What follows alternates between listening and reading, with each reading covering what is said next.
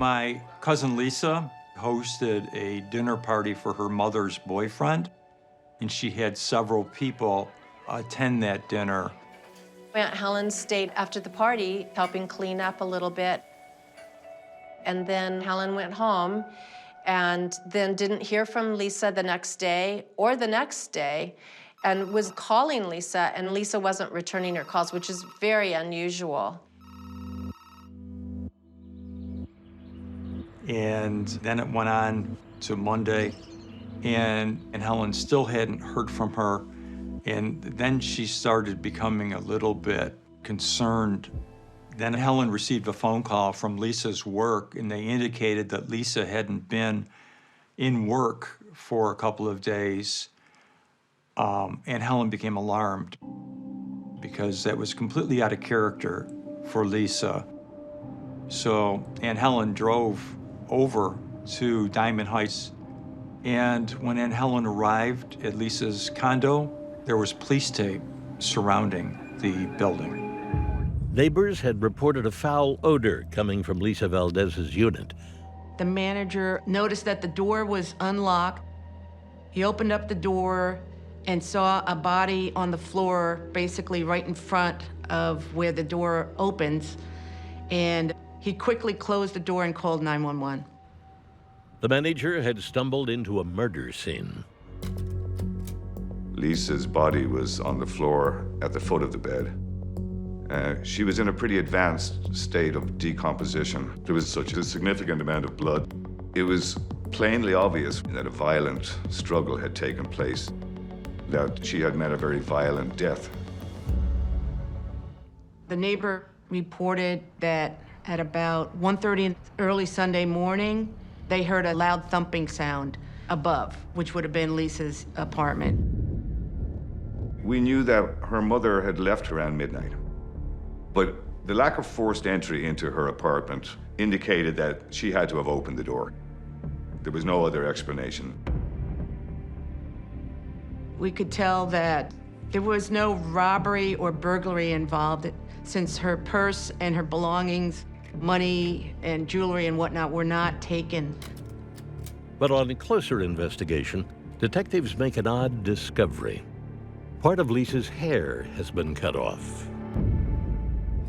A fixation that her killer must have had with her, taking a souvenir.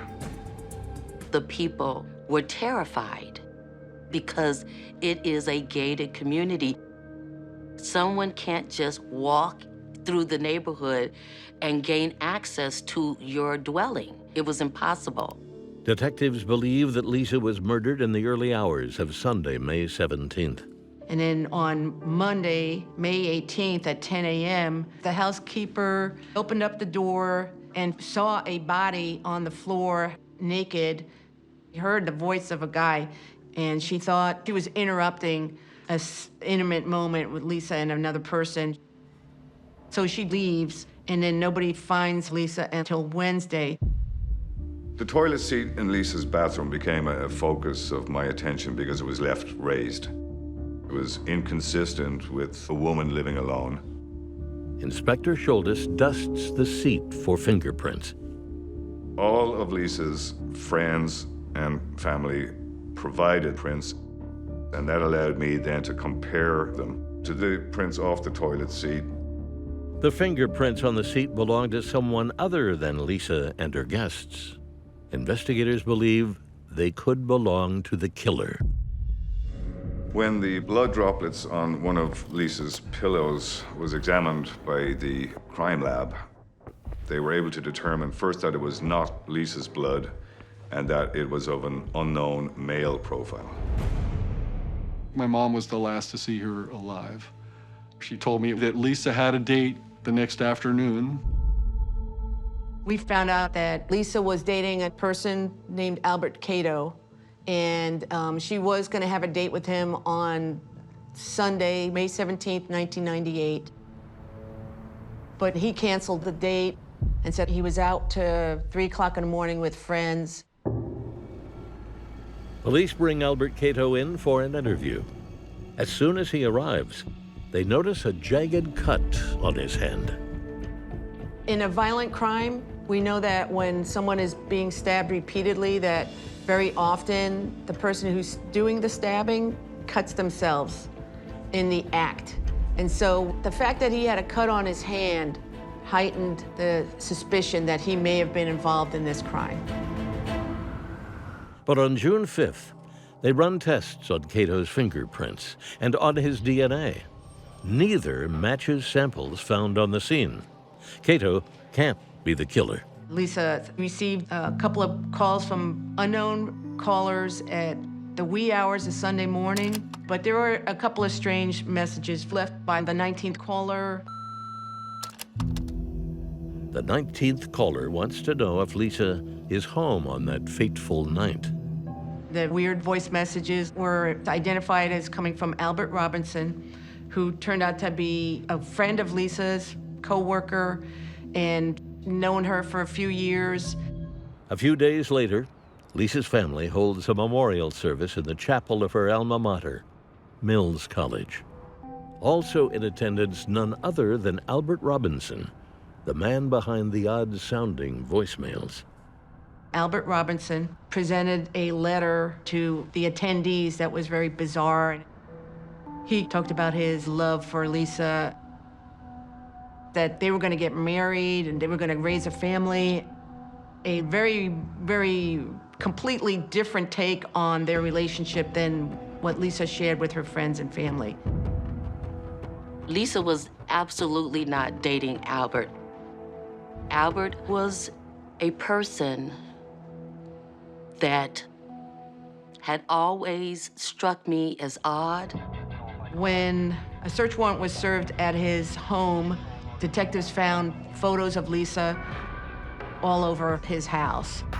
But once again, the DNA and fingerprints failed to match, eliminating Robinson and dealing another major blow to the investigation. No information was coming in as to who or why anybody would want to kill Lisa, and they definitely hit a dead end. 10 years after Lisa Valdez's murder, her case remains shelved. But Inspector Schultes always kept it in the back of his mind.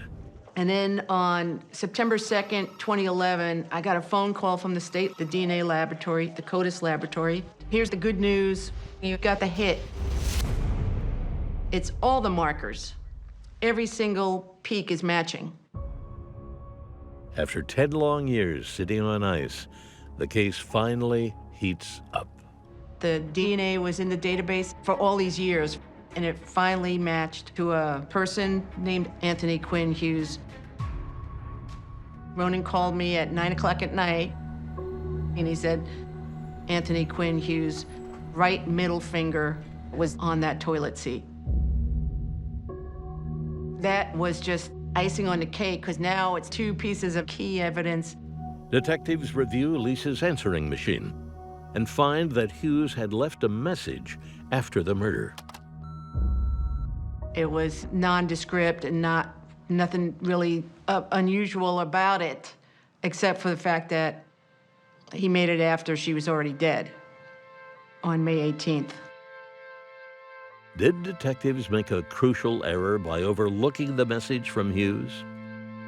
In my view, the detectives at the time blew it by not going far enough through Lisa's information. On her answering machine, they only went up to 19 people and researched them. And Hughes was the 22nd caller. Investigators also find what appears to be an old contact for Hughes in Lisa's address book. They contacted me in the middle of the night, and I asked them to bring Hughes to a homicide. When we showed him a picture of Lisa Valdez and asked him, do you recognize this person? Anthony Quinn Hughes said no. And then I asked him, so you don't know Lisa Valdez? And then he did a double take, shook his head, and he said, oh yeah, we dated in high school. And then we hit him with the evidence and particulars of the case. DNA from you was found in Lisa's apartment from 1998. Okay, you could have been, but you don't remember. I'm Tell me, what is this all about? Okay. Anthony, you know what it's all about. You know very well that she's not alive anymore. No. You can go ahead and cry, you can get emotional, and it's good. It's good. Did I do something the right way, please? Absolutely. And I thought that he was about to write out a confession. He asked for a pen and a pad. He was bent over and he's like ready to write. And instead of writing, he took the pen to his neck and his stomach in front of us and just went into like a little tizzy. I want to die. You don't want to die. I want to die. You don't want to. Trying to pin something on me. No, I we're will not trying to die. pin anything on you. You know what we have on you. Anthony, What was going through my head was, why would he do this if he wasn't guilty? If he did, in fact, not have anything to do with her murder, how is it possible that he would be taking his life now? He wants to die now. It was about 11 o'clock on Saturday morning when I told my partner, Kevin, we still got to find Lisa's mom, Helen Valdez, and we got to tell her in person after all those years of not knowing. It was very, very emotional. And I get emotional thinking about it, just remembering how much it meant to her. For some reason, Anthony Quinn Hughes decided to murder his old friend, Lisa Valdez. Exactly why remains a mystery.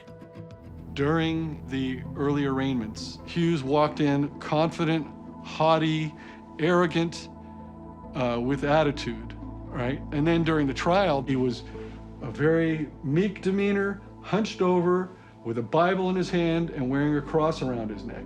So that's all, that's all an act. The jury finds Anthony Quinn Hughes guilty of second-degree murder of Lisa Valdez.